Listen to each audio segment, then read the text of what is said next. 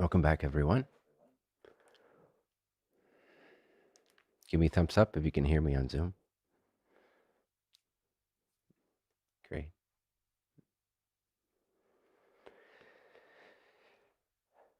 I'm going to get a little bit technical with you guys for just a little bit, but it's good to have it. And many of you are already familiar with this distinction. So, for some of you, at least if you've been following some of my explanations for a while now, or if you watched the free Global Enlightenment retreat that we did also on YouTube a couple of years ago, I think 2 or 3 years ago, you're familiar with this. But I'm going to highlight it briefly. I'm not going to go too deeply into it today, just briefly enough to relate it to the concept of God's love, becoming the creator, essentially. So if you look at this simple little drawing I made, you'll see that in the top it says, it distinguishes 4 levels. The first one says physical, the second says subtle, the third says causal, and the fourth says great causal. Now,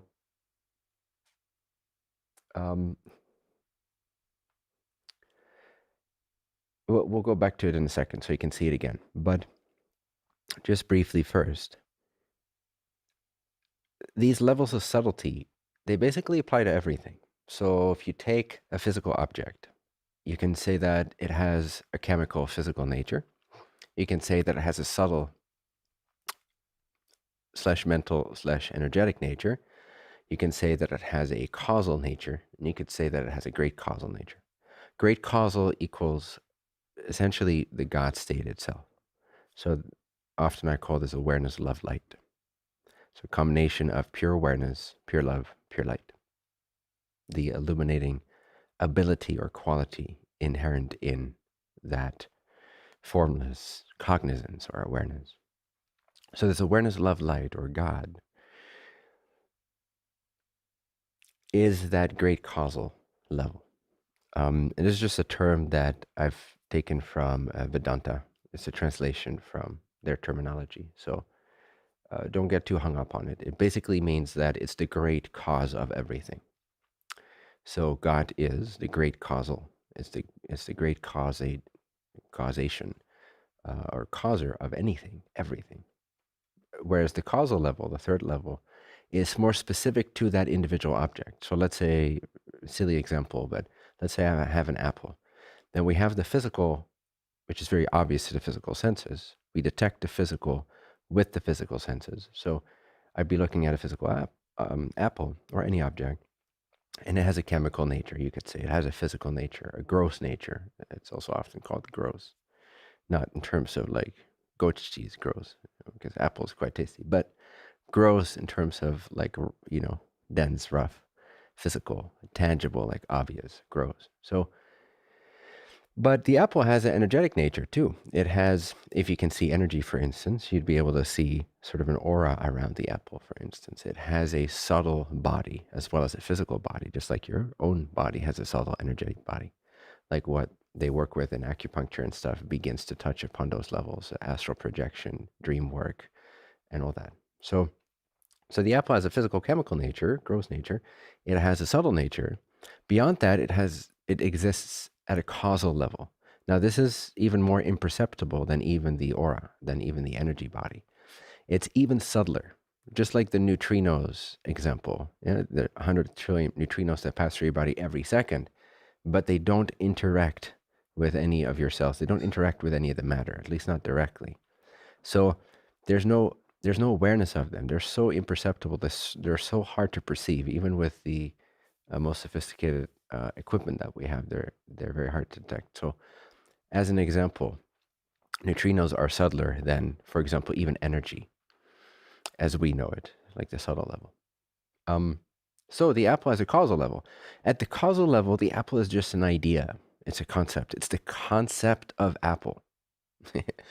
It's before it became the physical apple. It is what distinguishes out of the great causal body, which is essentially homogeneous. meaning it's uniform, it's made of one substance, meaning awareness, love, light, that being awareness, love, light. Out of this great causal, the original substance of all things, the original fabric, that which we've been talking about, the very fabric of your perception right now is the great causal body, and it's ever there.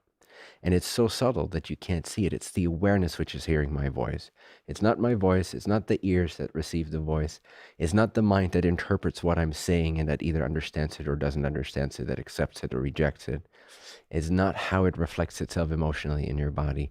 It's not even the concepts that I'm sharing, the conceptual understanding of what I'm sharing about God. Beyond that, prior to that, more subtle than that, more foundational than that, is the great causal level, which is God itself at this point, or the God state. So every object, everything that you can perceive or conceive of, could be said, for the most part, to have these four levels. The great causal, everybody, every object, every item in this universe has the great causal level because it cannot exist without existence. The great causal level um, essentially is beingness itself, the essence of that beingness, presence, awareness. You could say some objects in this universe do not have a chemical component. For instance, when the body drops off, when the body dies, the physical body, you still have a causal and a subtle counterpart or component to your soul. These are still expressions and vehicles that you maintain. It's just a chemical complex that falls out. When you consume the apple, the physical component has been changed, transmuted, and dissolved. But the energetic and the causal still exist. The energetic has also transformed because it's been consumed. But at the causal level, it still exists as the concept of the apple. So the causal level is that first level of differentiation where the homogeneous ocean-like body of, let's say, water, as an analogy, the God state, now starts to become a wave. It starts to take form. That very conceptual level, like not so much even mentally conceptually as we know it, like a word that's more subtle and physical, but conceptual in a deeper sense. It's the concept that has been discerned by a higher level of consciousness, an idea that exists, a desire or intention, a seed thought for a manifestation. That is the causal level. So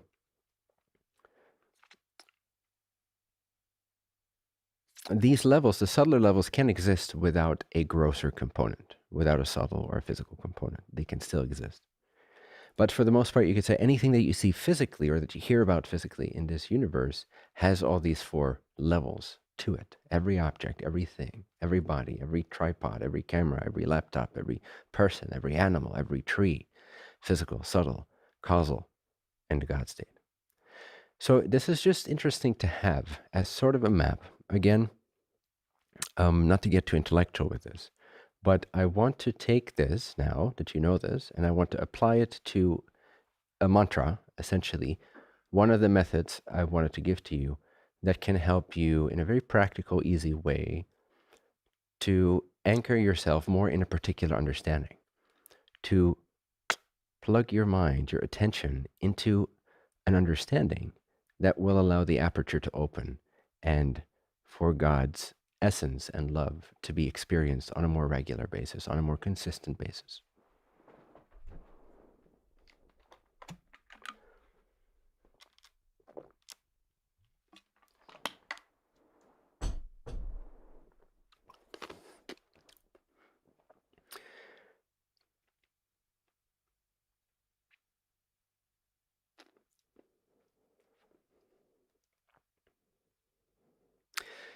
Now, you can make your own variations of this. Feel free to be creative with it, whatever resonates for you. But the essence of the mantra is simply, there is only God. So you could add things like, and thus everything must be that. So there is only God, and therefore everything must be that. There is only God, and therefore, or thus, everything must be that. You can also just say, there is only God, or only God exists, or only God is. It's something along those lines. But what you want to imply to yourself is that there is no existence to anything outside of God. God is the only existence. That's what you want to get through to your thinking mind. And so this is where the levels come into play. So if we flip back over to the flipboard.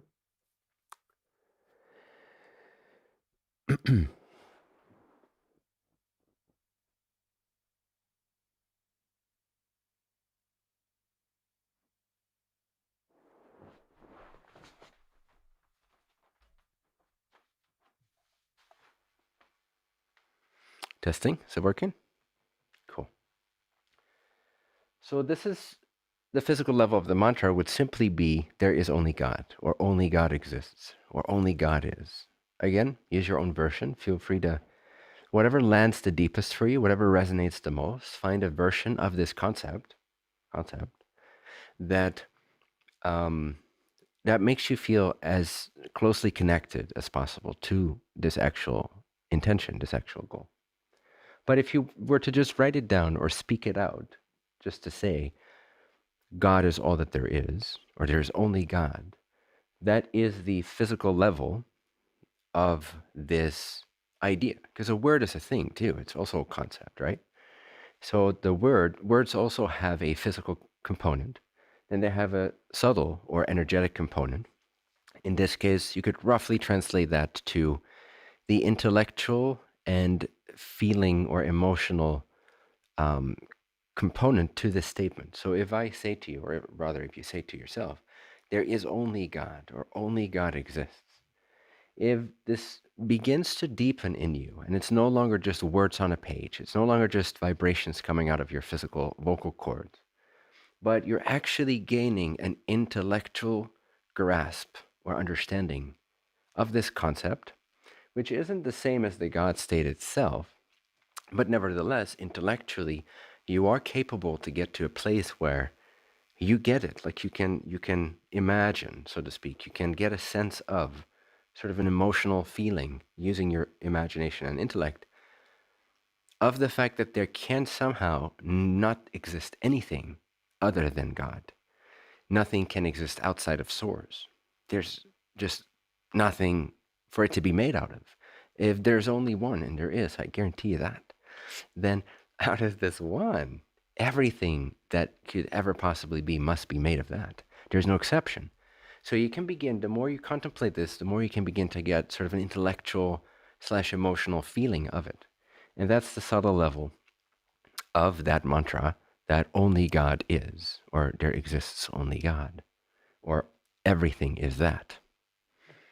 Now, if that is imbibed deeply enough, if that really begins to open that lens, so to speak, and you start to receive more and more of that understanding, at some point you begin to develop sort of reach a level of an instinctual knowingness, an instinctive conviction, a certain certainty in the background of the mind.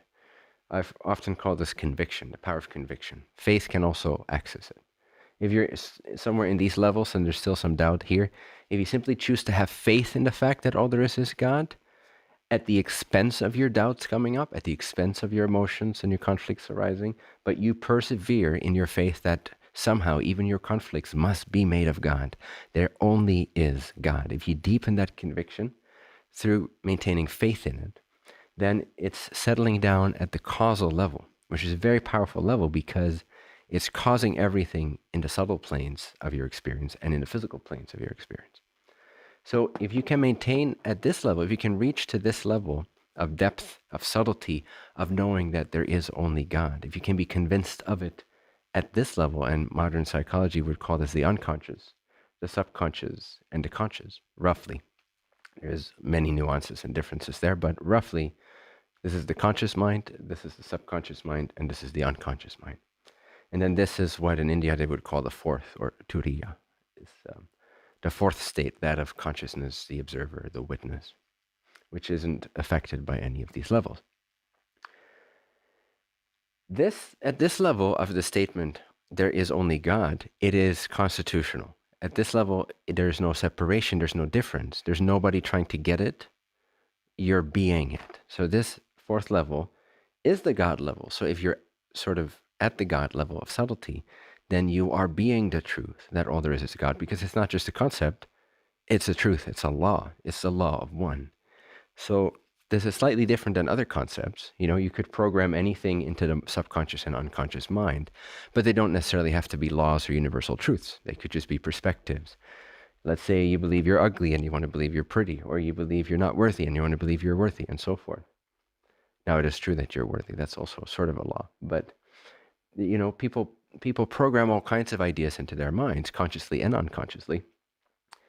And the deeper you take it, the more it will give shape to the rest of your life, to the outer world that you experience. And I'll explain more about this whole metaphysical, the workings of it tomorrow in the destiny fulfilled levels. The destiny fulfilled lessons. And that's why this is also helpful. It's not just for the God's love aspect of this retreat. It's also very helpful to have this in your mind. Even just simply as it is, it doesn't have to go much deeper than this. Just to know about those four levels is also going to be very helpful for applying your destiny fulfilled state. And tomorrow you'll understand why. But if you get to this point, this is simply being it. This is being the God state. And if you can drop to that level, it's basically being in the pure I am, which is accessible, for instance, by letting all thoughts subside, even if just for a moment. Letting all thoughts subside and only experiencing pure, formless being. Awareness, love, light. God. Pure I. Obviously, at that point, you don't need a belief. You don't need an affirmation. You don't need a mantra, because you are that. And God doesn't need to remind itself over and over again, oh yeah, all there is me, all there is me. So, and then you might see this here. This is a little, I don't want to go too deeply into this, if at all, during this retreat. But there is a level to God that you could say is beyond God. It's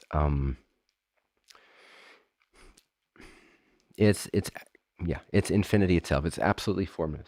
It's before it even produced the experience of itself, essentially. So this is the original, most original source. Whereas the God state, or what I typically call God, although this is included roughly when I use the word God, sometimes I mean to include this, sometimes I mean to strictly point to this. Again, not to get too technical, it doesn't matter. It all starts and ends in mystery.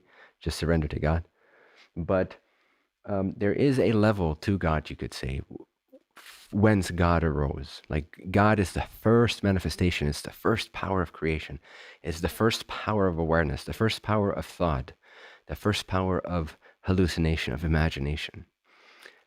So you could say, prior to the Big Bang, prior to even an awareness of anything, there is a level here that is absolutely infinite and indescribable, and I've called it the absolute. It's not that relevant for most people to really go that deep. It is indescribable, as I said to one of the questioners in the previous session. But it's good to know that it is there. It's basically the absolute level of source. And you could say this is the more activated level of source, or the more dynamic creatorship aspect of God. This is where God becomes the witness, the creator, the awareness, the governor of all things, the great causal body of all things. Prior to that, you could say there is a timeless, infinite, indescribable, before anything has ever emerged. It's beyond creation altogether. And none of this is separate from that. This isn't separate from this isn't separate from this. Da, da, da. True simultaneity. It's simultaneously all the same thing. So there is only God. Apply this first verbally, or write it down. Then see if you can intellectually begin to understand it simply by repeating it, by reminding yourself, everything is God, because there is only God, therefore everything must be God. Everything I sense, everything I feel, everything I perceive, everything that I don't like, everything I do like, everything I accept, everything I reject, everything must be that if there is only God, if only God exists, if only Source exists. Also, feel free to use a different word for God if you prefer. You can use the word love. You can use the word infinity. You can use the word absolute. You can use the word source. So pick the word that works for you. You can pick the word awareness if you want. or pure intelligence.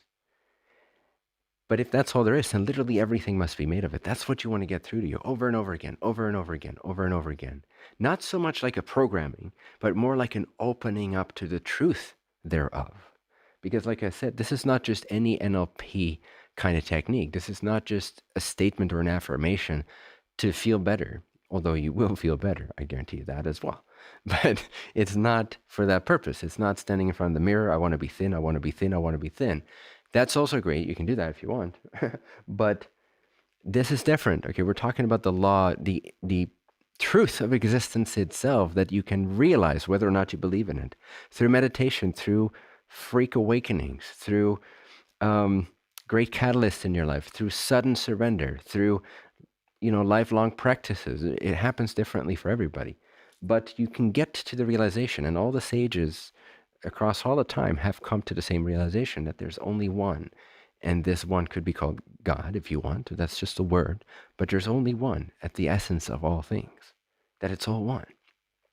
So it's not just an affirmation, although we are using it as a mantra in this particular technique, just because it helps you focus your mind, remember the truth, and open the aperture to receiving, being, basking, abiding, centralizing, stabilizing in God's love.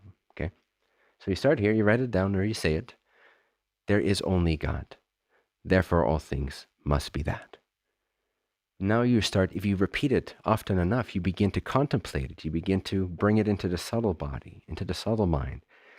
And you start contemplating it. You start seeing it. You start sensing it. Yes, I kind of understand it. Everything somehow must be God. I kind of get it. Intellectually, but still I get it. And I can kind of start to feel it. There's an emotional response maybe of relaxation, of like something opening up. So it starts to deepen. Then if you repeat that enough, or if you go subtle enough, you reach that level of conviction where you simply know, even though your mind can't quite comprehend it. Mostly what we call the mind exists at the subtle level. Now, the causal level is also the mind, you could say, but what we typically refer to as the mind, the thinking, conceptualizing, discerning mind, for the most part, it exists in the subtle bodies. So the mind begins to get it, and at this level, it's just deeper than that. It's just stable. It's just like gravity, you never think about it, but it's there, and you work with it every day, all day long. As soon as you get out of bed, as soon as you go for a walk, you're constantly interacting with gravity, and you're completely convinced of the existence of gravity. For instance, the causal body is kind of like that, where there's a level of conviction that just kind of transcends the moment-to-moment causality of cause and effect as we perceive it on the subtle and the physical level of things happening. This goes deeper. This is more stable. This is more rooted. Just like a belief in the unconscious, an unconscious belief can be very powerful in dictating how you feel, how you think, how you act, and what you attract in your physical life. So anything at this level is kind of like takes root. It has the quality of a seed. An entire tree can branch out of a single seed. The causal body is the most powerful of these three bodies. Of course, this body is even more powerful, but this body is God itself. So it's no longer specific. It's no longer specific to a particular concept. This is the shared reality of all experiences right now as you're hearing my voice. Right now, it's the fabric of your experience. Right now, it's the very canvas on top of which you are projecting, imagining this using your causal, subtle, and physical vehicles. You're producing this entire convincing Fata Morgana hallucination dreamscape. And its very nature is happiness, is love, is unconditional, it's unified, it's one. And the source of all of that is the absolute one infinite creator before it even becomes the creator of anything. So take that statement, deepen it, ponder it until you kind of get it intellectually. You start to have sort of an emotional response to it, a feeling response. Do it frequently enough and you start to become more convinced of it. It becomes more part of your background of operating. It's like it recedes into the invisible, but there's a deep transformation that happens. And now when you're interacting with people, you might not even be focused so much on the fact that everything is one. You might just be having an ordinary dialogue with your neighbor about the grass not being cut, trimmed. But somehow you are different than you were a year before you practiced this. Somehow at a deeper level, you do feel more unified with everything in your experience. It does feel more like a singular canvas. You are less you are less contracted and worried about things, and you're much more in tune with the dance of life, and you're much less eager to judge and to be arrogant about things. So that's kind of how that works. And then, of course, you want to make as much space as you can, at least frequently throughout the day, even if it's just short moments, where you just surrender. Just surrender to that pure being, the I am that I am. Or even if it's just a concept in your mind, that's fine. Surrender to your concept, the most intimate concept you have of God, of the Creator, of what you owe your very existence to, which ultimately is you yourself. You owe your existence to yourself. You are you watching you right now. God is watching you, but that's you. You're watching you. It can get kind of trippy also if you go deeper. Just a little heads up. But at this level, you're being God. You're essentially one with God at this state of consciousness, at this state of recognition. So that's this distinction in a nutshell. I'll move back over to the couch.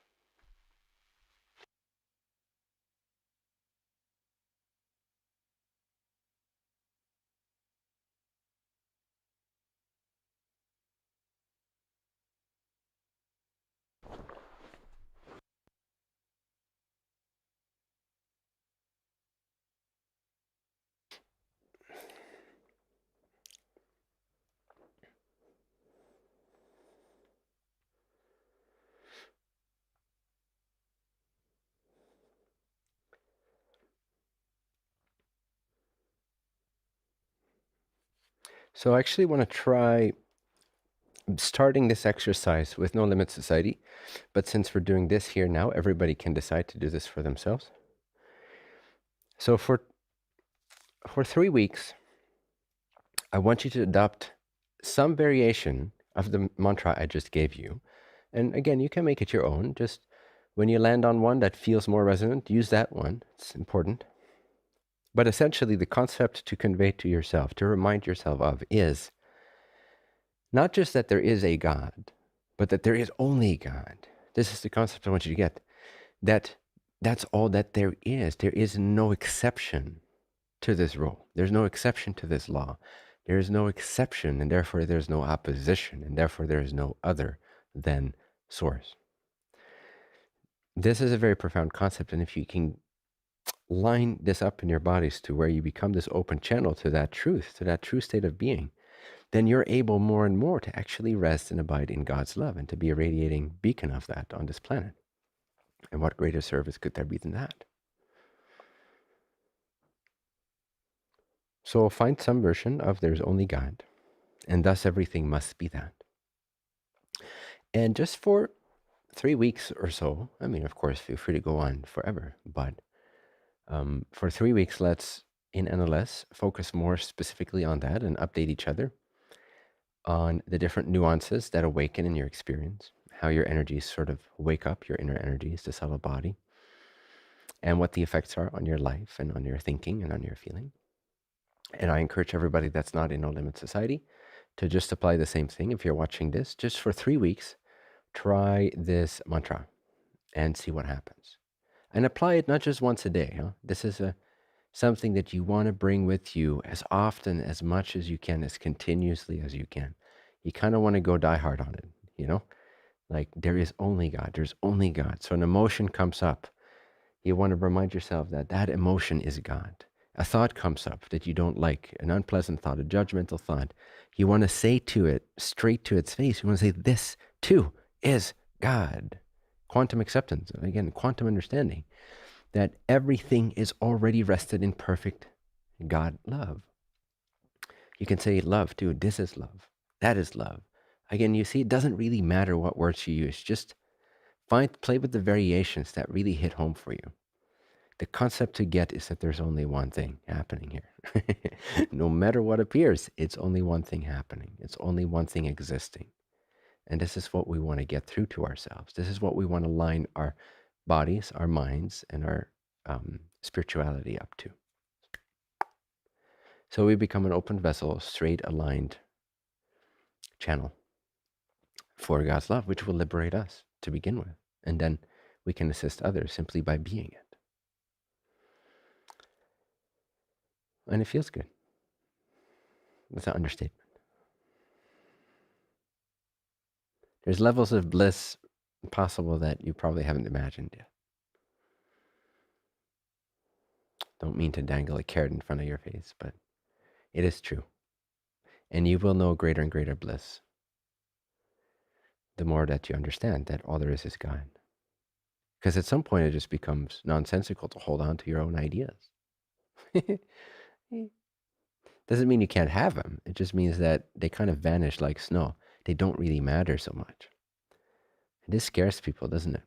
Oh my God, if my ideas don't matter, then what will become of me? Well, yes, the concept of you will disappear. But what's the single and only cause of your suffering? That's right, your concept of you. So it's not that bad of an exchange, is it? To swap out that which causes every single bit of your suffering for the bliss and the love of God. And yet, we fight till the end to surrender.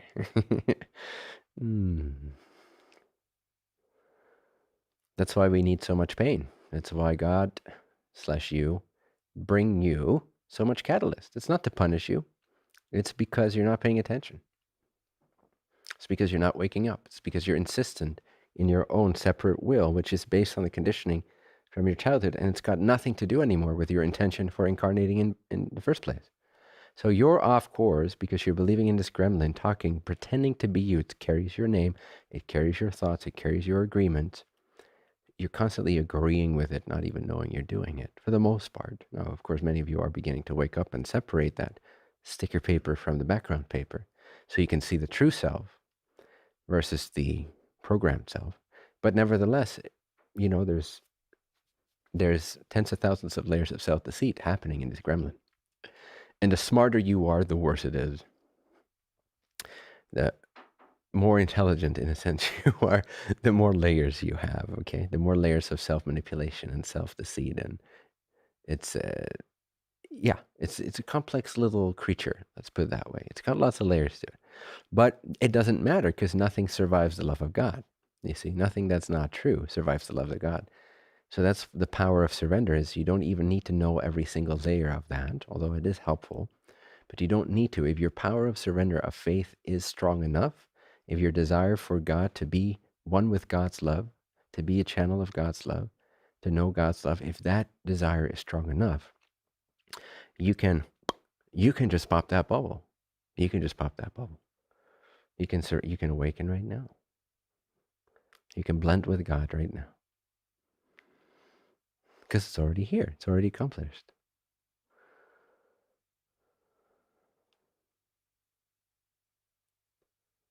But you don't have to. You can also hold on to the candle and just stare at the little flame and have fun with your own ideas. Bye.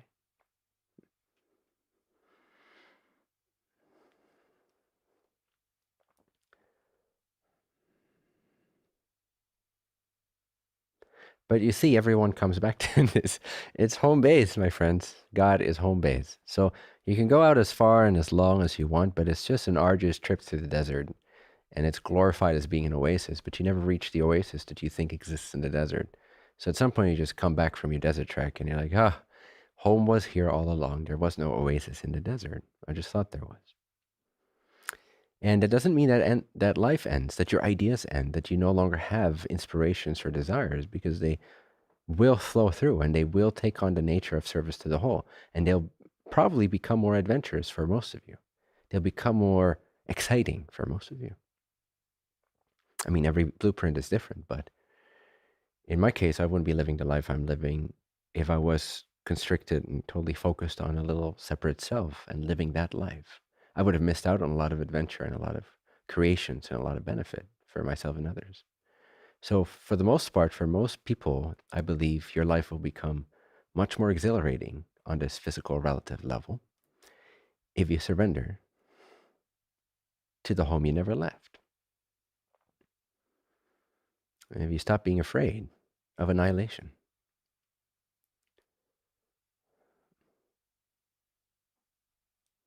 The annihilation of what? Of control. The annihilation of control. But that's so scary because we fear not being safe.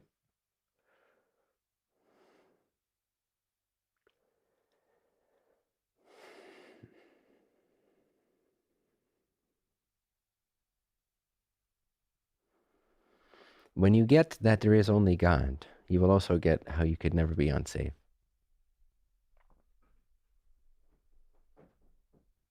Is an apple unsafe from itself? Is the sky unsafe from itself? Is space unsafe from itself? Are you unsafe from yourself?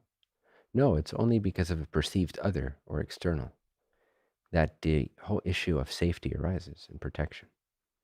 But when you really, really deeply, profoundly integrate this concept, this understanding that there is only God, therefore all things must be that, something magical happens to that background anxiety of always feeling slightly unsafe. You become invincible. That's your feeling. It's replaced with a feeling of invincibility. Maybe not every day, all day long, but deeper and deeper and deeper, this conviction of your invincibility, your eternity, your timelessness, your indestructibility will reign supreme. And what happens when you're free? Love is automatic. When are you free? When you know you're invincible. Power, invincibility, freedom, those are hand-in-hand concepts. So when you powerfully know your freedom, when you know your power, your true power, why can God love unconditionally? It's because it has infinite power. It is invincible. Therefore, love is automatic. So we just got to line up to that freedom somehow, in whatever way works for you. Get a glimpse at this invincibility. And surrender is a good way to do it. When you lose control, you're free. You're free.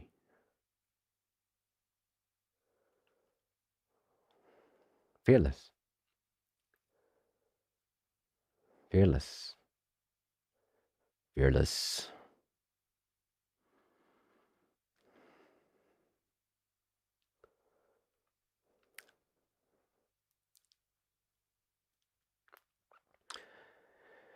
I think I've shared everything I wanted to share on the topic of tapping into God's love.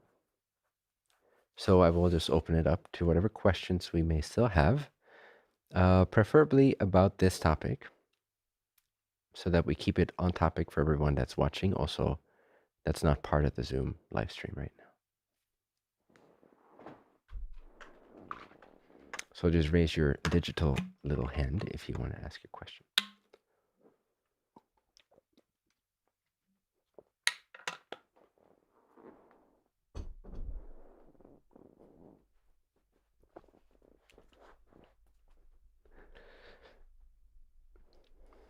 Thomas?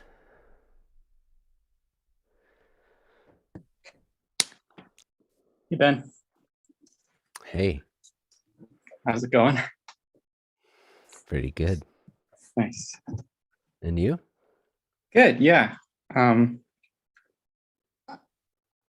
thought I'd share my experience like during this talk. Yeah. Which was yeah.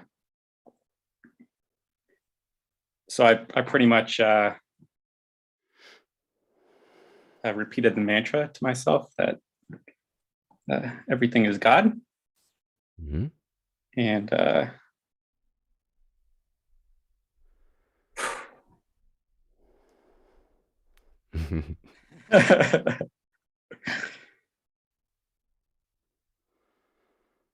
there's like an emotional pain that I felt that I've been sort of using various techniques to sort of either soften or loosen or kind of shift out of, or it's been like a lot of my journey has just been sort of dealing with kind of a strong emotional pain. And of course there's thoughts and ideas and stuff that go along with it. It's the other way around, just briefly. Sure. The feelings are what come along with the perspectives. Yes. So the perspectives are more causal. They're more the cause of the feelings. Feelings cool. are responses to where we position our perspective, what we're thinking. Now, of course, when you're then having a feeling, you're going to be thinking about it. So it does work both ways. Because once you are feeling, you are going to react to it with more thoughts and more perspectives. But from a what's first, chicken or the egg kind of thing, first there is a perspective, and then the emotion is the response to that perspective, being either in or out of alignment with God. Cool. Just briefly, but please proceed. Yeah, so I was saying this like mantra that everything is God, and like kind of holding it in a space where like I wasn't seeing it as wrong or bad, or I was seeing it as God, like as as Good. much God Exactly. as anything else. Yes. And Beautiful. yeah, and I just felt like it was a very like transmuting it for me, Beautiful. doing it. So yeah. Whenever you do that, I can say that God is happy whenever a human does this. Literally, like God lights up because you recognize God. So now it's a two-way communication all the time, nonstop, 100 trillion God neutrinos passing through your body unnoticed. Suddenly you stop to notice how blessed and abundantly present that energy is. So suddenly there's a help me out here. Reciprocity. There's a circuitry that forms that you're answering the phone. And God's been calling us nonstop every nanosecond, patiently, infinitely, forever, because the intention of the universe is for God to wake up to itself, to remember itself, to know itself through a new way.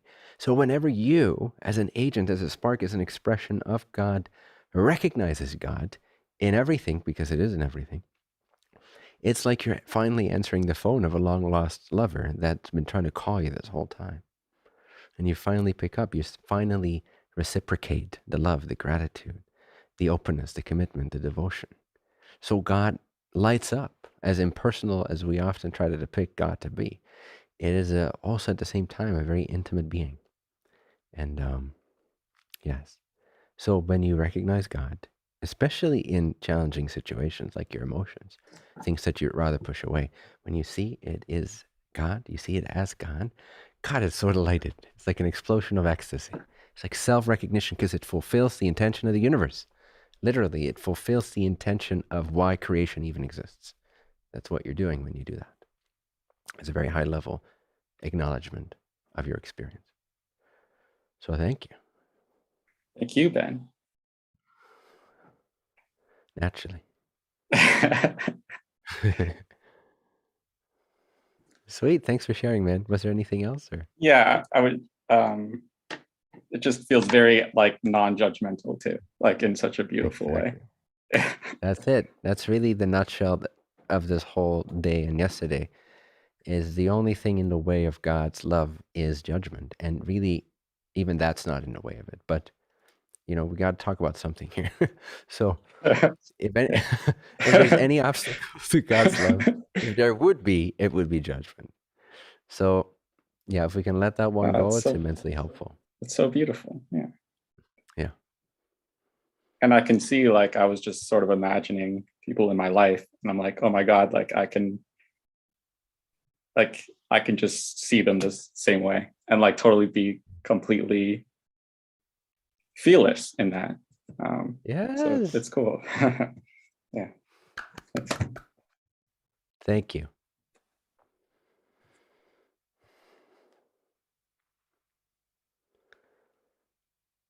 Harris?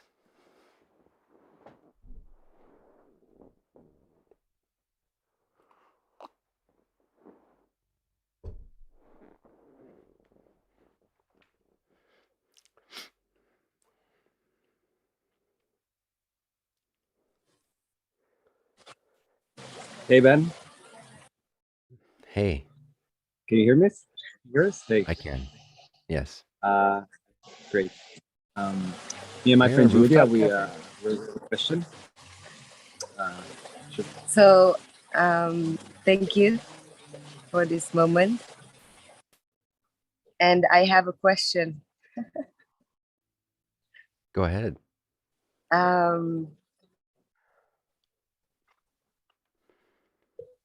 So I was living an experience where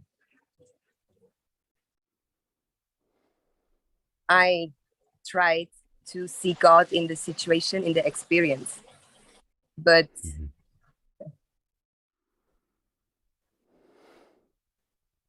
I was not able to see God in the situation. And then somehow I needed to get out of the situation to separate myself from it. But I tried to understand, why do I have to get out? And I was not able to be in it and to be able to transform it, right? So that's like a little bit my question. Yeah, perfect. Thank you. Well, first of all, a really beautiful way, once you understand that awareness is basically your access point to God, you could even say that God is awareness. Not awareness, not awareness is a concept of just naked awareness. Are you still there? Can you still hear me? Your screen is frozen. Yes.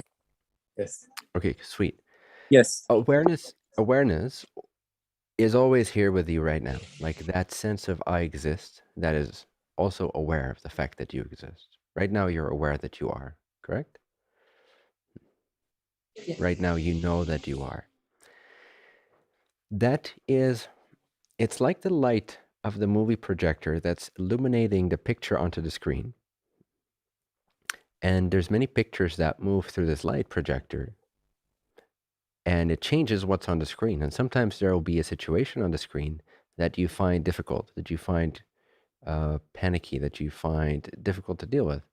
And it's so far removed in your thinking from your concept of God and peace and safety and love and harmony that it feels like you have to change the picture where your body is no longer in this situation to a picture where your body is by itself in a different room or in a different space or a different country, even maybe a different planet, ideally. And but if you can recognize that where you're coming from, that which empowers or makes it possible for you to have an experience, the very power, the very fabric of your experience itself, the power of being, the power of knowing, if you recognize it like the light of the movie projector as being always already naked and always already pure and always already there, then in that very picture that you do not like, eating goat cheese or being in a situation with people that you have difficulty with, that you feel threatened by maybe, or you feel like they don't understand you or whatever it might be, in that conflicting picture that does not feel good, that feels disharmonious, that feels scary, if you can rest as awareness in that moment, if you can take your attention one step back and remember to have faith in that stability of being, which is always there, without which you could not have the nasty experience. Now, what you're doing is you're shifting your attention from emphasizing the picture to emphasizing the light that enables the picture. You want to become better at resting in or recognizing the light of awareness, the fabric of the t-shirt that enables the t-shirt. You want to recognize the gold which enables the ring. You want to recognize the light of awareness which enables the experiences of the sensations and the thoughts that you're having. Without the light of awareness, without that illuminating power, that enabling power of the knower, of that knowing sentience within you, this power that hears my voice right now, that you're not doing, you're always rested in it. It's a timeless basis that's got you all the way. It's got you covered. You can never escape the light of awareness. You can change your body's position in the world, but then it's still that same light of awareness that's aware of the body in a different room, with different sensations, with different people or no people. All the changes in your life are recognized by the illuminating, self-illuminating light of awareness, which never changes. If you can recognize this power, if you begin to rest in this soothing, present energy of I know that I exist, and there's a light here of awareness that's enabling this perception, Now you're taking your focus off of what's happening and your definitions about it, and you're focusing it on the essence, the nature of the experience, rather than the contents of the experience. If you can practice this over and over again, where just for 2 to 5 seconds, you stop describing all the energies that you're feeling in that room with those people and all the situational awareness that you're having. If for just 2 to 5 seconds, you can just pause that, create a little opening, a little window of nothingness, and breathe and feel, sense, intuit. This is deeper than just emotional feeling. It's a recognition that you still exist, kind of like space filled with light, space with awareness. It's a self-cognizing space. It's a space of knowing. It's that which knows my voice right now. It's all around. It's all here. You right now cannot escape being aware of being where you're at, listening to me on a screen. That's already registered. Because of the power of that awareness, it's kind of like the space all around you. If you can rest in that space, that fabric, that nature of your experience, instead of focusing on the descriptions and the labels of what's happening, more and more there's this soothing, easing stability that just begins to ooze out of you, and you start to feel invincible in virtually any conditions. This being said, sometimes it's perfectly fine to take the easiest route. And if for you that is to step out of a really hectic situation, there's absolutely nothing wrong with that. Just don't do it as a general strategy that you're always going to avoid situations, because that's just holding you back from your own life force, your own expression, your own freedom. But if it happens sometimes where you're just too overwhelmed, by all means, take yourself out of the equation, take a breather somewhere where you do feel more safe, and then recognize it. But over time, with practice, there's this self-perpetuating, ongoing space of self-awareness that just never leaves you. It's just right there, right there. It even begins to infiltrate your dreams and your sleep states, where more and more you begin to realize that all states are coming and going on this never-changing awareness, which is God. It's not just a mental awareness. It's a deeper awareness. It's awareness combined with profound love. And it's like space. It's indestructible, and it's always here.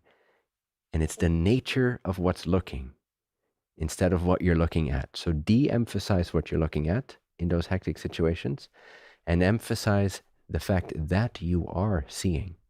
Don't focus on what you're seeing too much. Just focus on the fact that you are seeing. It's like this oozing stream of subtle love that becomes stronger and stronger and more stable and more thick, almost like oil, like a stream of oil being poured from one pot into another that just never ends. This oozing, blissful, stable, loving feeling of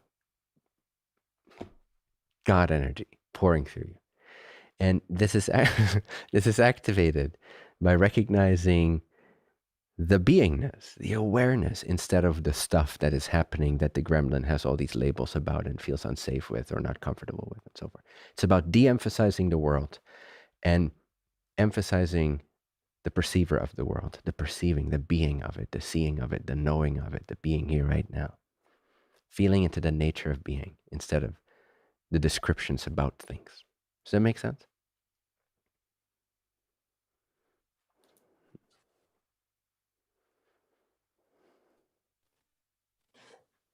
Yeah, thank you very much. Wonderful. I mean, that's what I wanted to do, to not go. And so I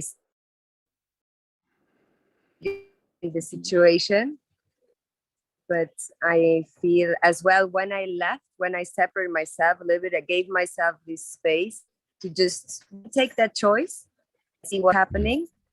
Then Yes. Came like instantly this thought, I just want to connect to source. That's the only thing that I want now. That's just what I want. So, and then everything just unfolded as well to be present in this call. So thank you very much. Perfect. There you go. Great. Thank you so much.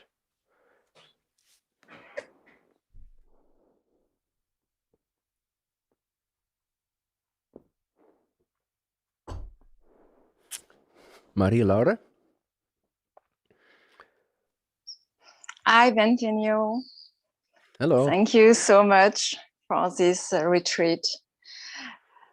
My question is about surrender. Yes, And go for it.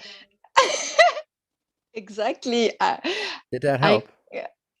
no, I can't do it. Oh. So my Oh, question you is, can't.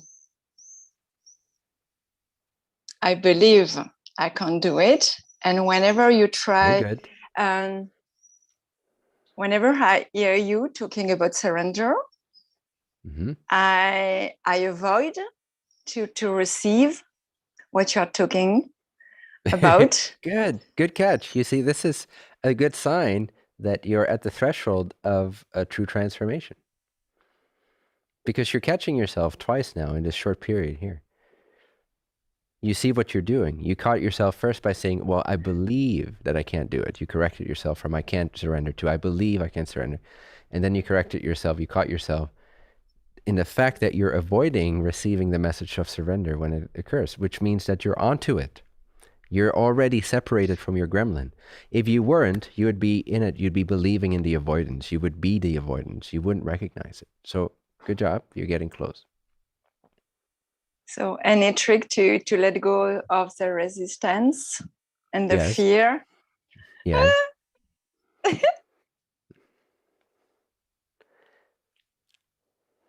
Give it up. Take the biggest risk you could ever possibly take in your own mind. Not physically.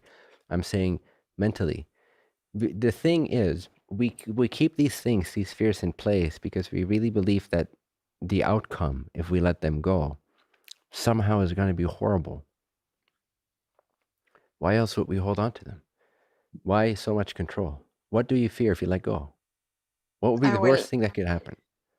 I will learn horrible things about myself. You will what? I will learn or hear Yeah. horrible things about myself. Sorry, what things? Worse things? Horrible. Oh, horrible things. Okay. Well, great. That's all? You're lucky. Most people fear they would die, they would go and kill somebody, they would go crazy. But you just fear that you would hear some horrible things about yourself. Wonderful. You got it easy, my love. So, in your case, I would recommend. I feel stupid, so. No, well, don't feel stupid at all. You're at the threshold here. This is wonderful. Look what you're doing.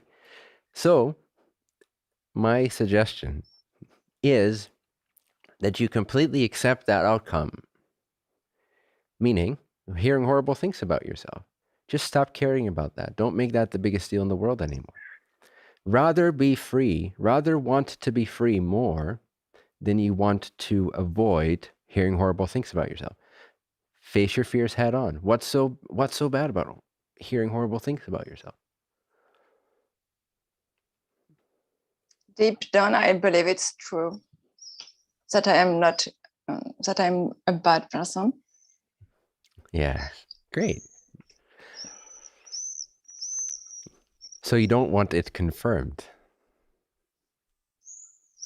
Yes. You're afraid that people will confirm that it's actually true? Because you still doubt it a little bit, right? You don't fully believe that you're a horrible person. I have some doubts about that too. Yeah, that's good. So you doubt that you're a horrible person, right? Yes. Yes. So there's still hope. Huh? In your belief system, reasoning, there's still hope. But if you lose control and you're going to risk people telling you horrible things about yourself, then your negative belief system might find itself confirmed and proven true. And you want to avoid that? Oh, I am. My mind is going to blank. No problem. Here's the thing. Often, the reason why we fear letting go is because exactly what you're saying. We already have a negative belief about ourselves, but we still kind of believe it might not be true. It may be true, it may not be true. We might be unworthy, but we may not be unworthy. We might be unlovable, but maybe it's not completely true that we're unlovable. And so we continue to hope and we continue to seek experiences of validation And we separate life into good and bad. We separate life into preferable and unpreferable, goat cheese and everything else. And then as we go about life seeking for the validation experiences, this is why we need to control ourselves, no? Because if we Oh, control ourselves, then we can walk through life avoiding all the situations and responses and people's perceptions of that would confirm our unlovability, our unworthiness, our horribleness, and so forth. And we want to control ourselves so we can keep ourselves consistently in this perceived box of being validated, so that we don't ever have to completely believe that we're unworthy. We'd rather just have it kind of as an unconscious belief. Yes, okay, I don't feel super worthy. Yes, I do feel kind of unloved. I do feel kind of afraid that I'm not lovable. But at least if I control myself and I conduct myself well and I get a healthy dose of validation and I avoid like hurting other people's feelings or something like that, or triggering others too much, or then I can go through life kind of like half believing that I'm unworthy. But I fear if I let go of control, I'm going to find myself in situations and saying things to people that are true. My God, if I start saying things that are true, I'm probably going to piss some people off. If I'm going to be completely authentic and truly myself and truly vulnerable and therefore invincible, because vulnerability reveals your invincibility, then people might have perceptions of me and they might have judgments of me and they may think I'm a horrible person. And I fear that that would confirm and bring up again this negative belief. And then I'm going to feel the pain again because the emotional guidance system is telling me that it's not true what I'm believing, but I'd rather suppress it so I don't really have to feel it so acutely and control oh, myself. Because if I let fully go, like, yes, people are going to hate you. I can speak from personal experience. There's a lot of people that hate me and make up all kinds of stuff and think all kinds of things.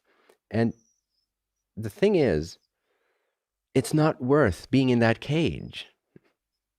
Freedom is so much better, my love. Freedom is so much better than fearing what other people think. So my recommendation is that you face it head on. What if people do believe you're a horrible person and that you're not lovable and that you're not worthy? So what? Face the fear directly. Face the belief, because if it feels bad, it must not be true. That is the law of the emotional guidance system. That's the law of resonance. If you go against God's perspective of you, you will feel bad. That's what emotions are. When you step out of line with God, you feel bad. There's guidance to bring you back. You can change your perspective, realign it with God's way of seeing you. So do not fear negative emotions, because they're your opportunity to realign yourself, your perspective with that of God, and open the aperture. So face it head on. The belief that you might be unworthy, that you might be unlovable, that you might be a horrible person. Just look at it directly. If it feels bad, you already know that the only thing you're going to find out by looking at it a little closer is that it's not true. All you're going to find out more clearly is that it's not true. So the only thing you're risking by facing your fear-based beliefs more directly, the only risk there is that you'll be liberated from them. And you'll stop believing in them because they make no more sense upon investigation. so I prefer to control myself instead of Mhm. facing my own invincibility. Correct. Beautiful. It's In a a nutshell, great, yes. it's a choice. Okay. Yes. And see, at some point you just get tired enough of it. The Tao Te Ching says you can only heal if you're sick of your sickness. I Are you think tired? Are you sick and I tired yet of your almost done.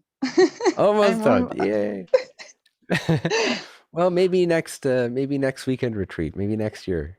Huh? No. No. See, well, that's another way you can kind of speed it up for yourself. It's like, how much longer do I want to carry this stuff around? How much longer do I want to control myself? And for what reason? To avoid getting my already present negative beliefs confirmed to my face? If it's there, let me see it. Let me deal with it right now. Let me face it right now and see that it's not true.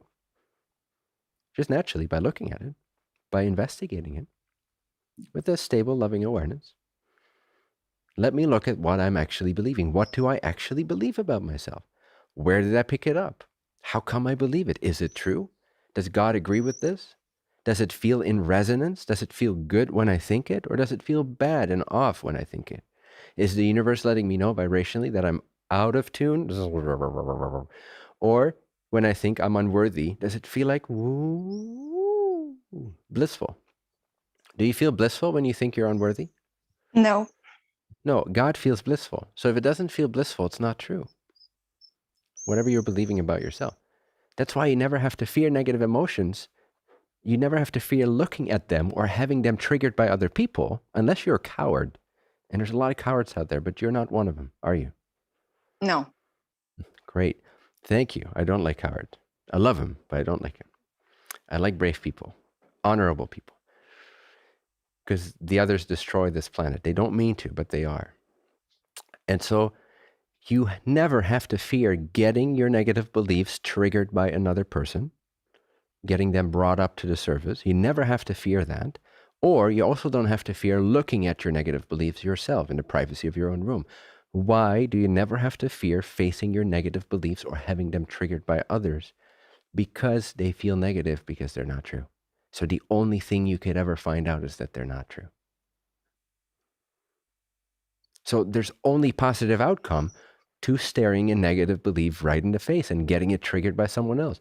You should thank the person that triggers that, or you should thank the person that believes that about you, that brings that out in you, because they give you an opportunity to see that it's not true. That's all you can ever find out about a negative belief, is that it's not true. If you look deeply enough. If you don't look deeply enough, you will continue to believe that it might be true, that you're unworthy.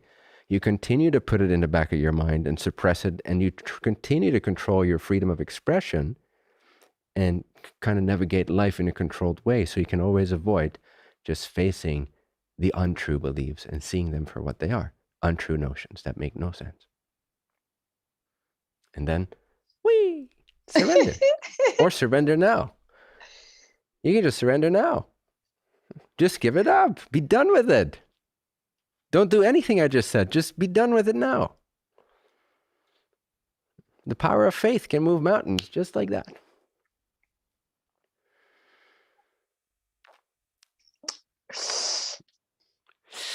Yeah, but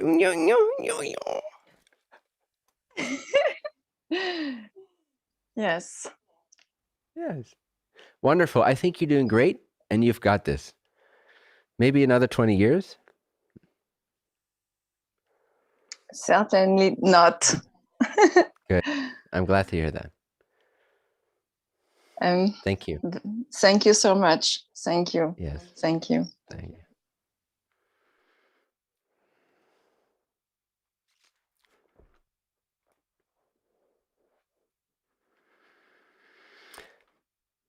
Indra?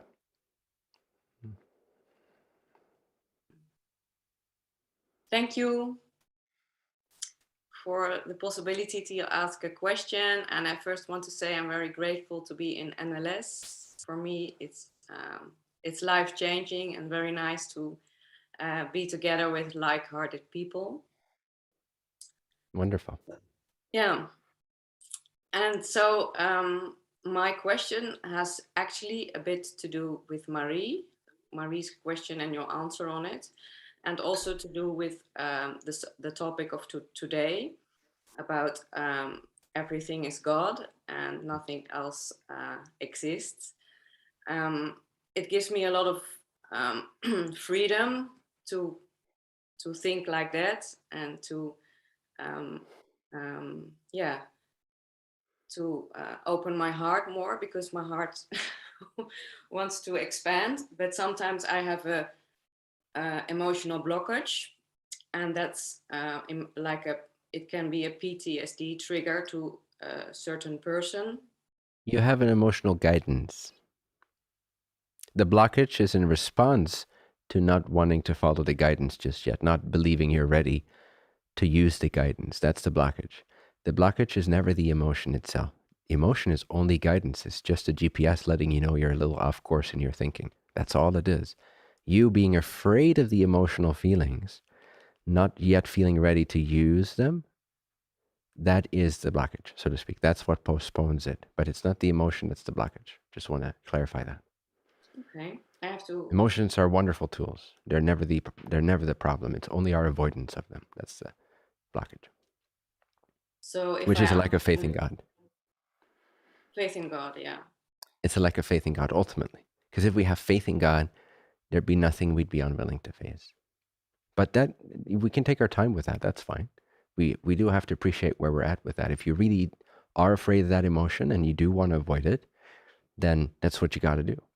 But ultimately, that's the blockage. It's our fear of it. It's our lack of faith in it. It's not the emotion itself. That's just guidance. Okay, so I've learned about the emotional guidance system indeed, and then it occurs to me that it is active. So I know something is not true in the situation. Then the next step for me is to talk about the person about it, to say, okay, now this is my my border.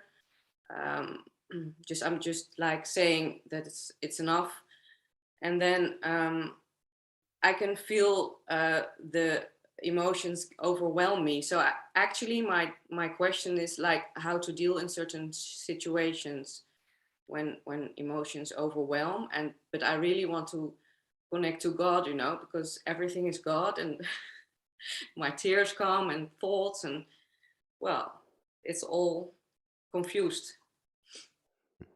Let it be confused. The overwhelm happens when you start fighting with what's happening, when you start getting in there, when you start getting into the wrestling match of the thoughts and emotions and the perspectives. But when you stay out of the cage and you just let the wrestling gremlins of your inner being and your past and your hormones and your whatever else is into that mix, if you just let them figure it out for a moment, if you just don't engage, doesn't mean you avoid or suppress, you allow. Like space allows for everything. Isn't that beautiful? Space. Without space, nothing that we've ever experienced could ever have been experienced.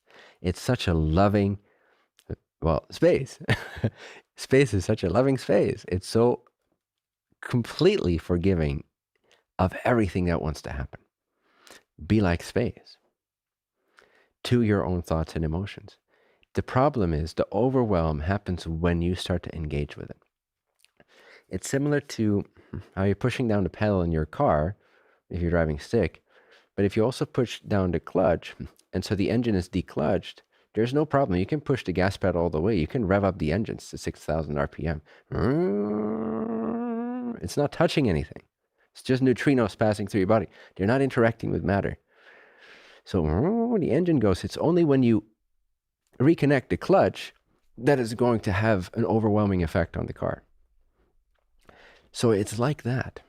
If you allow for the stuff to come up, it will self-release. Give it a few seconds, maybe a couple minutes. But if you truly let it be in this loving space, you'd be surprised how quickly your traumas are resolved back into love, into the loving view of God. You'd be amazed. We think trauma resolution needs to take a long time. And I know what it's like to have PTSD, actually, from personal experience. And I know how tricky it can be with the healing process. However, for the most part, you'd be amazed how quickly something can resolve itself by not engaging, yet not pulling away either. It's that beautiful balance. It's not even a balance. It's just a new thing that you haven't fully tried yet. It's neither pulling away. It's not a balance of anything. It's just being like space. It's completely allowing for every sensation to be as it is without engaging in the description war.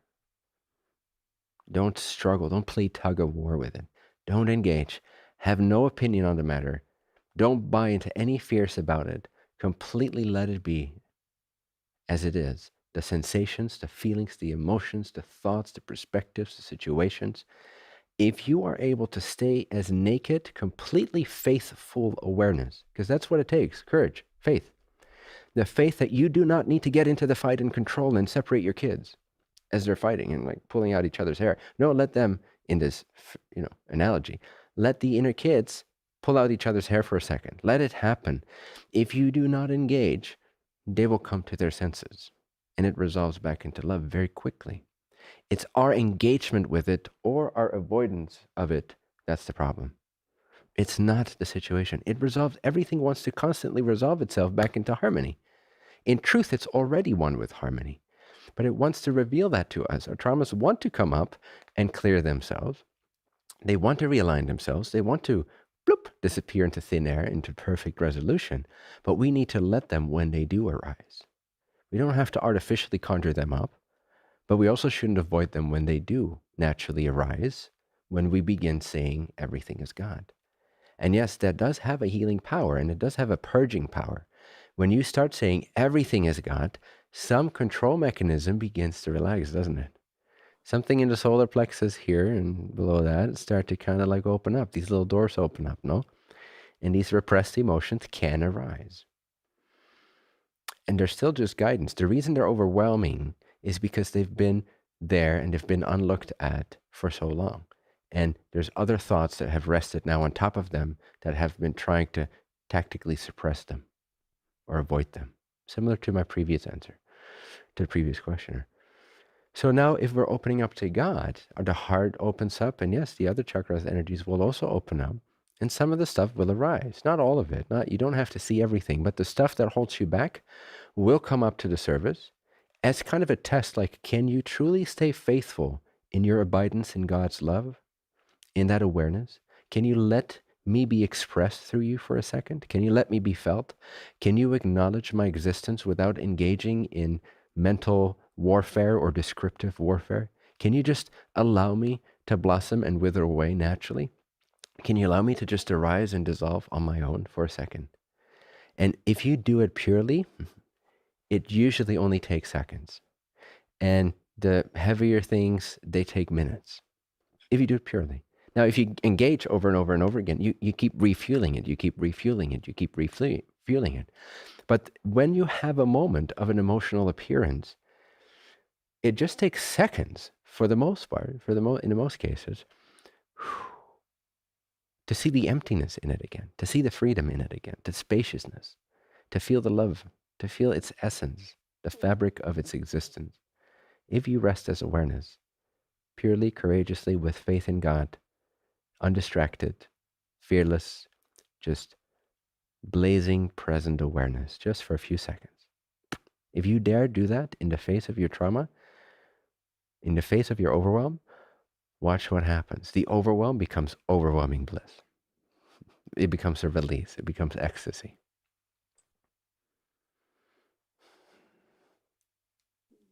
Take it easy. Take it at your own pacing.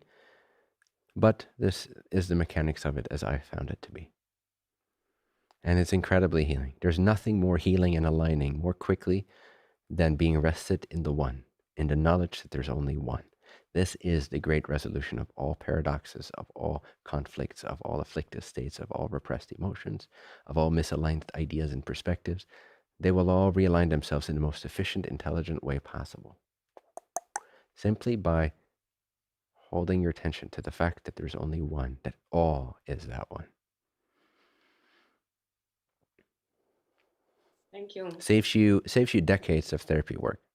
Just focus on the one. I don't mean to put anybody out of business here, but you should have told me 20 years ago. I had a lot of therapy. Sorry. Okay, wait. Let me reincarnate in the illusion of time. A little. Oh yeah. Oh, there you go. You got it now. Yes, I feel it. Tomorrow I'll teach you how to change the past. Okay. Yes, great. Wonderful. Thank you very much. Thank you. I love you. Thank you so much. I love you too, automatically.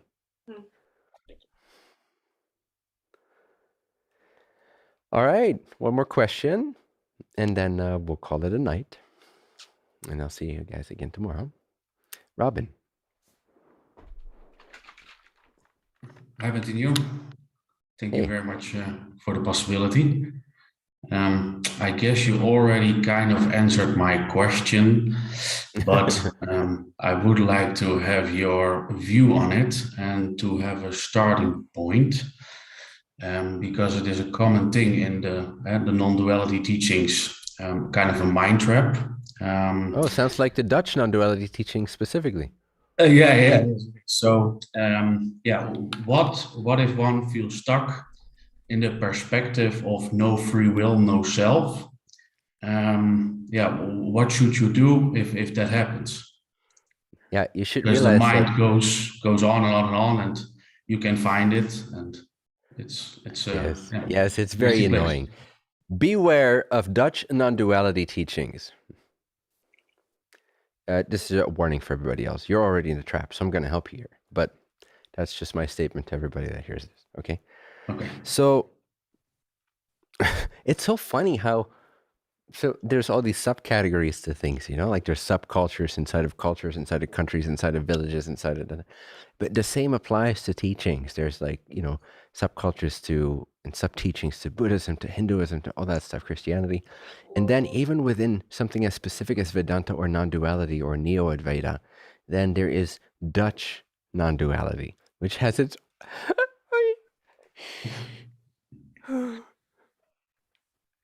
Dutch non-duality is the worst, I'm telling you. Stay far and far away from it. Yes. You're fine. We're gonna correct this. But it's like this thin, specific slice of vibration that's just so unique to non-duality being taught in Dutch. And I don't know, it's a mystery to me, but it's so I can smell it from a mile away. If I see someone come down a path, and this happened once, that's like steeped in Dutch non-duality, I can smell them. It's a specific vibration, and it's a distortion. It's not the truth. It's a Yes. blockage. So, first of all, thank you for sharing, and thank you for allowing me to give out this lovely, lovely warning for everybody that was ever going to encounter Dutch non-duality. Just, be mindful, tread at your own risk. And first of all, realize that the perspective that there is no free will is chosen. You weren't born with it. You adopted the perspective. You can even remember when you started it. What was the first time you heard about it? Long time ago, I guess 10 years ago, about something like that. Yep. That's when you adopted the perspective, no? Yeah. Yeah.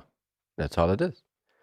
You chose to see life as if there's no choice. Yes. That's what you're choosing. That's a good starting point, no? That out of free will, you're choosing to believe there is no free will. Yes. Yes. So what do you feel is the thing you encounter most often that you term a problem in this? What's the dissatisfaction that you're feeling? Because some people are super happy with it, so I'm stoked for them.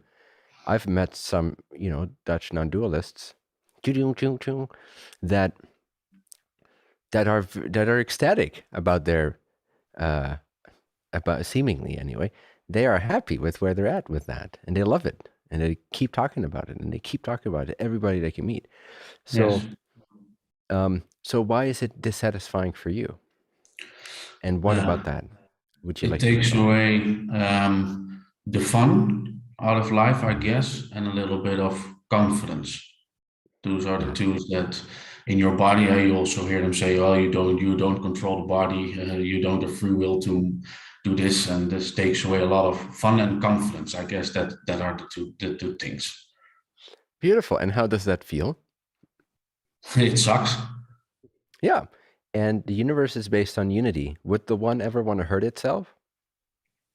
No. So then what's the purpose of pain? Emotional pain. Yeah, what I guess it is to let you know that something is off. Beautiful. Thank you. So the moment you believe there is no free will, if it feels bad, if it sucks, that is you telling you to not believe that. It's that simple. It's just a belief. The phenomena of there is no free will, it can seem very real, but this is true for every perspective. If you find someone who is suicidally depressed and they completely believe they're worthless, They may have so many talents, and people around them might see all those talents, and they may even be impressed with their talents. But if that person sees that they're not worthy, that they're not capable, that is 100% true in their relative experience. Yes. It will seem like an absolute fact to them. If they really believe it, it will seem like a fact, even if it's not true at all. The same with the whole free will perspective, but you didn't have that perspective when you were 2 years old, or 4 years old, or 14 years old. You adopted it from somebody. You started trying it out, as you have to do with teachings. You got to try it out and see if it resonates or not. But there is a particularly tricky thing about the no free will perspective that can be a little bit of a trap for a while. I agree. I've seen it. I've seen it happen to many. You're not the only one, my friend. Don't worry. It's not you'll get out of this. Don't worry.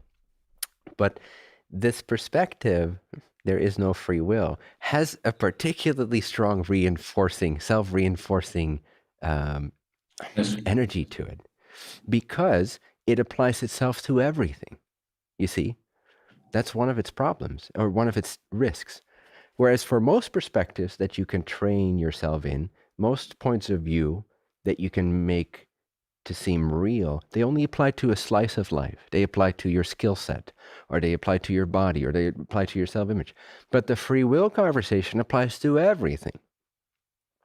So the moment you start adopting that there is no free will perspective, the way to train it is to apply it to everything. There's no free will to this. There's no free will to my body movement. There's no free will to you asking me this question right now. There's no free will to Bentinho giving the response. This was already going to happen anyway. It's a mind fuck, my friend. And it's not true.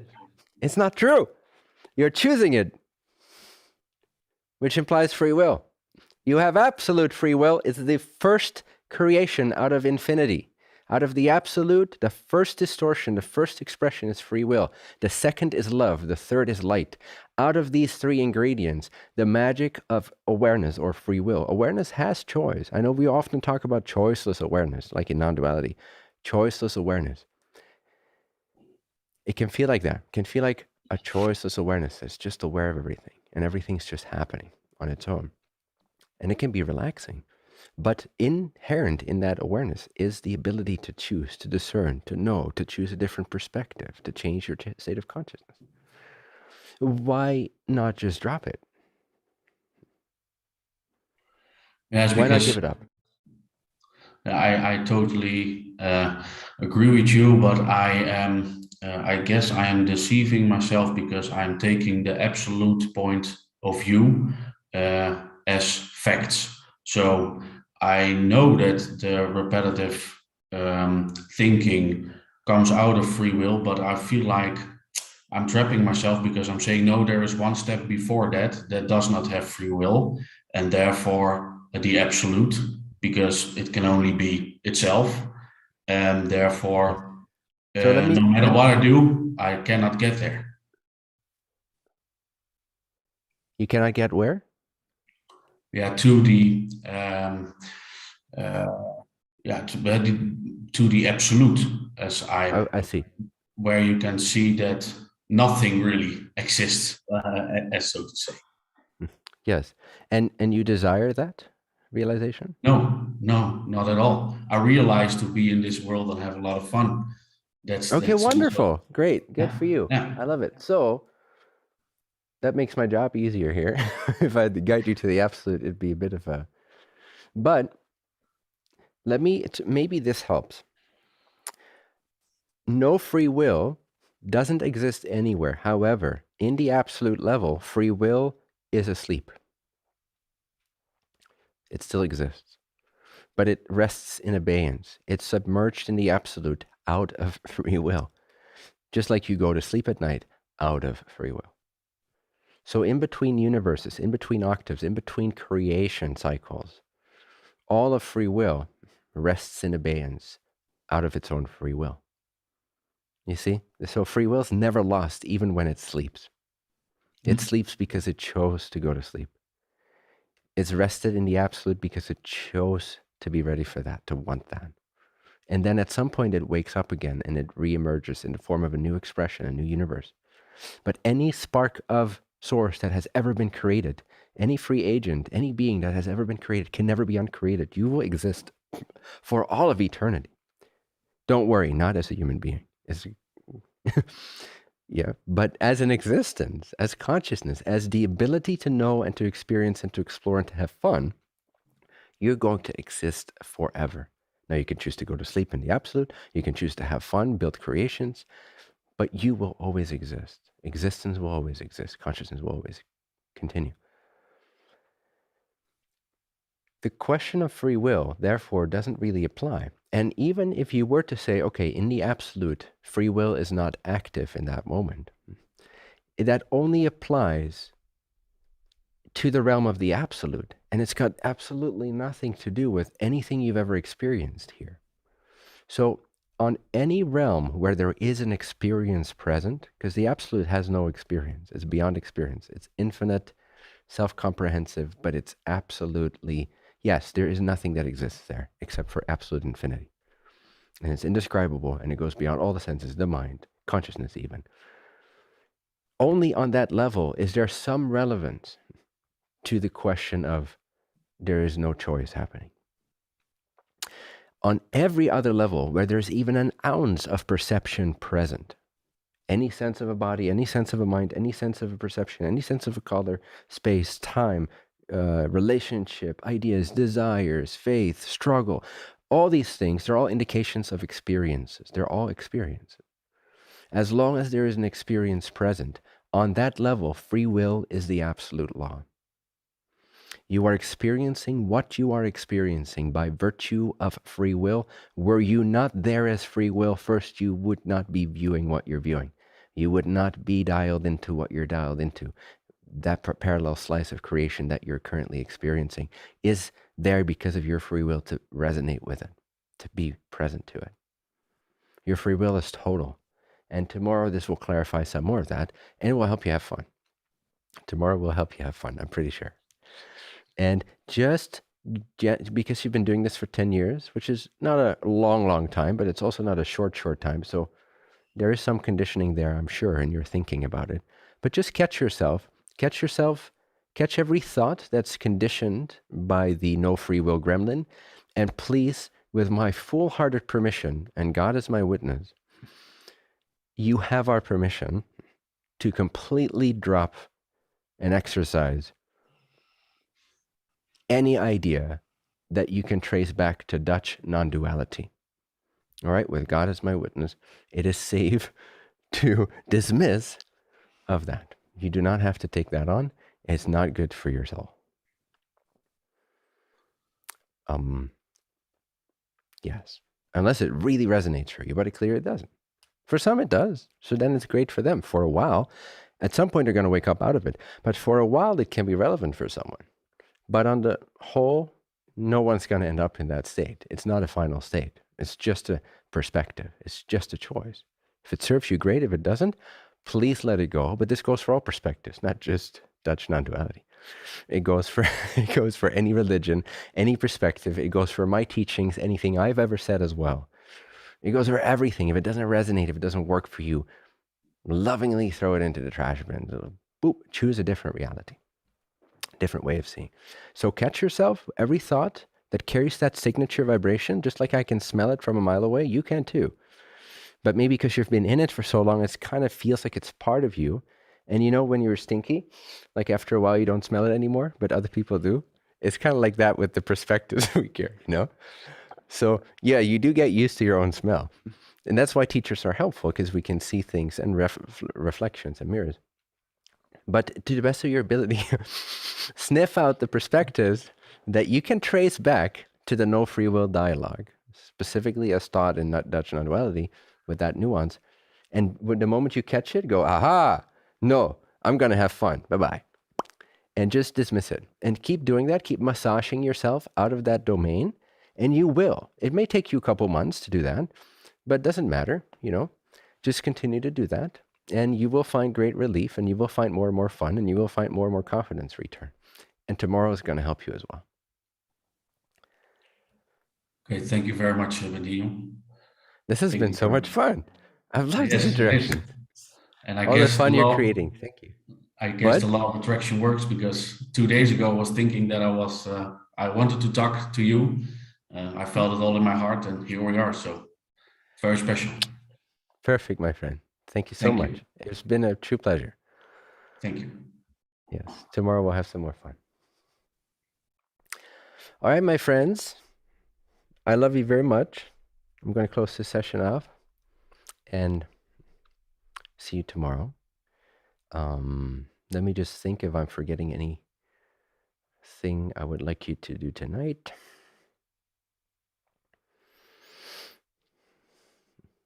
Honestly, I just want you to rest in what we talked about today. Tomorrow is going to be a different tune. It's going to be a different frequency. It's kind of like 2 retreats in one, condensed. So, and you can watch them all back at your own pacing, of course. And I am also going to do my best to blend the 2 vibrations, to harmonize the 2 vibrations in, the amount of time that we have for this. But it's going to have a different flavor. It's going to have a bit of a different focus. So for today, I just want you to milk what we've done so far, and tomorrow we'll start, in a sense, kind of fresh. So I want you further to imbibe and marinate in God's love. Take whatever resonated the most out of today's sessions for you, and or do the exercise you did yesterday. Just do it again. Just lay flat, lay down, surrender everything you think you know, and let God's love intuitively come forth through you. And maybe even apply the mantra then as a next level of that same meditation. Follow it up and apply, after a while of just surrendering your arrogance, say, everything is God. God alone exists. Only God is. Therefore, everything must be that. And apply it to the thoughts that arise, to the emotions, and stay steadfast. Just be determined. Do not buy into your own bullshit for this period of time, meaning do not enter into a warfare of descriptions and points of views and beliefs and fears. Just stay steadfast. Have faith in yourself. Have faith in the God within you that you are. And let whatever thoughts and emotions arise not be daunting to you. Let even overwhelm look like a little candle flame in front of the sun. Remember that you are the infinite eternal being. Do not fear your emotions. Let them arise to the best of your ability. If it really freaks you out, by all means, go offline, do your regular thing, avoid it.